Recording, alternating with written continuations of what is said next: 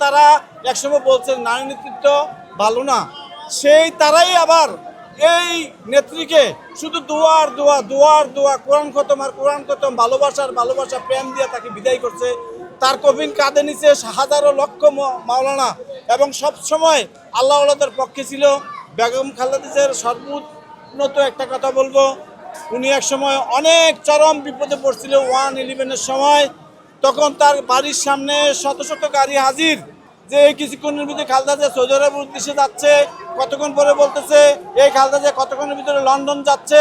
এগুলো করতে করতে সে বলছিল, তখন সাংবাদিকরা তাকে প্রশ্ন করেছে কী বললেন ম্যাডাম, সে বলছিল এই বাংলাতে আমার জন্ম, এই বাংলাতে আমি মরবো, এই বাংলায় আমার সব, এই বাংলায় আমার কাছে, আমার বিদেশে কোনো বাড়ি নাই, আমার কোনো গাড়ি নাই, আমার কোনো প্রভু নাই, আমাকে বাঁচানোর কোনো লোক নাই, একমাত্র আল্লাহ আমার রাব্বুল আল্লাহ রাব্বিল ইজ্জত আমাকে বাঁচাবে।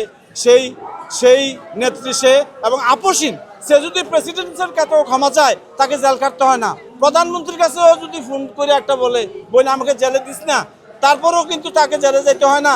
কিন্তু সে এই মানুষের কাছে, এই বাংলার মানুষের কাছে কারো কাছে মাপ চায় নাই, মাথা নত করে নাই। যেই মামলা সে খাইছে আপনারা সবাই জানেন, যেহেতু মিডিয়ার লোক, এই মামলা সে জেল কাটতে পারে না, আধা দিনের 1 মিনিটের জেলেও সে যাইতে পারে না, তাকে জেল দেওয়া হয়েছে।